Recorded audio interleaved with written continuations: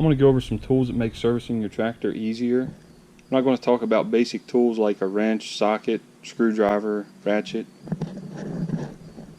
First thing I'm going to talk about is a grease gun. Myself, I prefer a pistol grip grease gun because you can use it one-handed. Some people don't like a pistol grip grease gun. One advantage to a pistol grip grease gun is you don't have a very long handle like you do with a lever action grease gun. But you can see with a lever action grease gun, well, right now since I'm holding the camera, I can't use it. Where with the pistol grip, I could use it. But with the lever action grease gun, you have a longer handle, so if you have a fitting that's being contrary, it's easier to force the grease in.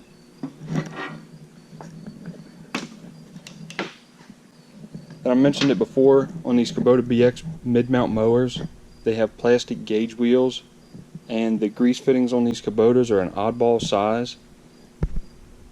So what I like to use is a needle point. This has like a grease fitting in the end of it. You attach it to your grease gun, and you just poke this in at the ball on the grease fitting and pump the grease in.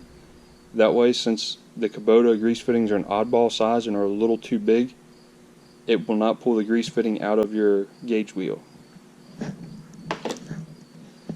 And for checking the tire pressure, I prefer to use a digital tire gauge. I've found that the AccuTire brand is a reliable brand, but on a tire that is filled with fluid, I don't think it's a good idea to use a digital tire pressure gauge. So I use a quality American-made tire pressure gauge to check tires that are fluid filled. So basically on the front tires I use a digital gauge, on the rear I use a mechanical gauge. Then it's important after you service your cooling system on your tractor to check the freeze protection. So you need to have a Antifreeze Hydrometer, and with this you can tell the freezing point of your coolant. Next tool is a long blow nozzle. This is really nice for blowing out your radiator or your mid-mount mower off, or your engine, or getting up underneath your BX to blow out the hydro fans. Do not cheap out and get one from a discount tool store because they usually leak really bad. Believe it or not, this one came from a Kubota dealer. The nozzle on it is 2 feet long, and the dealer also had a 3-foot model, but I want to think it was like another $10, which was kind of ridiculous for just a foot longer on the nozzle. Then I had a question about the end cap filter wrench set that I use. It is a Blue Point, which is a Snap-on brand. The part number for it is OFC14KT. It is a pretty pricey set. I think I got it on promo for around $180 maybe. I think it's regular like $190 or $200. It is a 14-piece set though.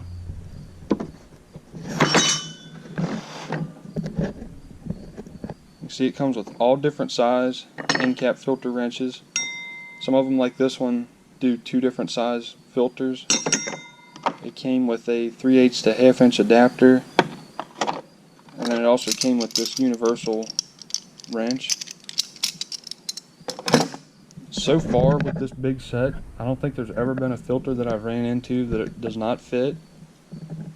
And then the question I had about it was, what end cap filter wrenches do I use on the BX?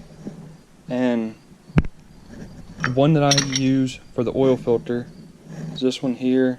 The part number is OFC65, but there's a slight problem.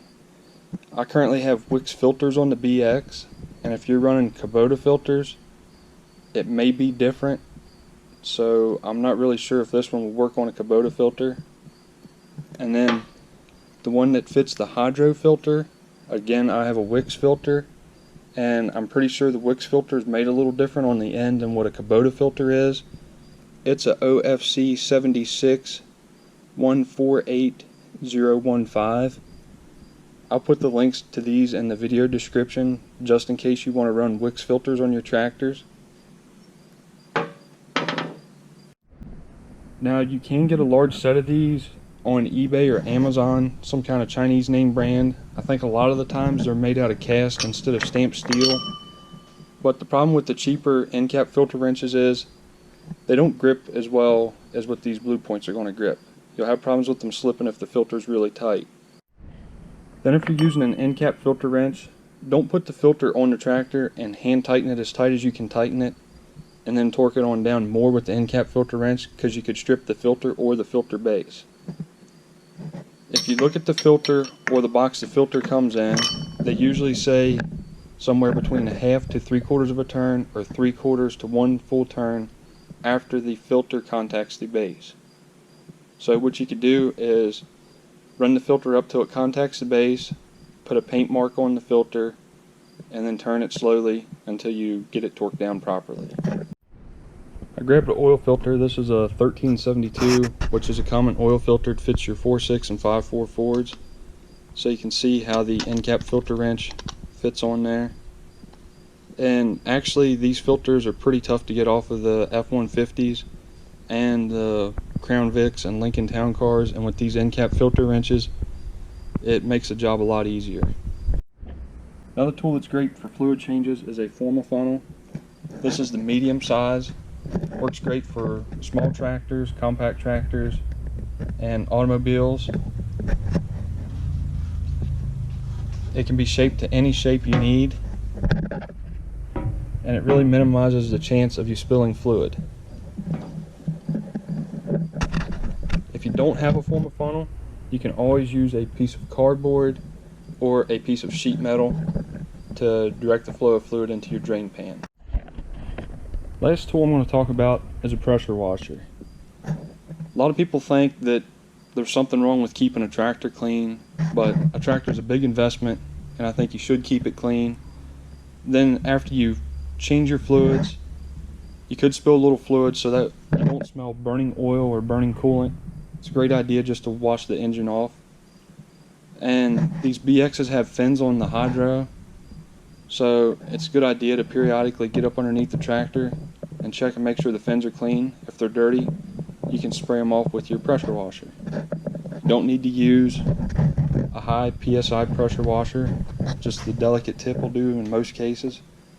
If you want to go one step further to keeping your tractor clean, what I like to use for a quick touch-up is this foam cannon. I use it with Zep Touchless car wash detergent. It just latches onto the end of the pressure washer, sprays out a foam. Let the soap set for a few minutes, then I take the foam cannon off of the pressure washer and put the delicate nozzle back on the pressure washer and give the tractor a good rinse. Thanks for watching this video. If you found it helpful, please hit the like button. In the comments section below, let me know what tools you use to make servicing your tractor easier. And don't forget to hit the subscribe button.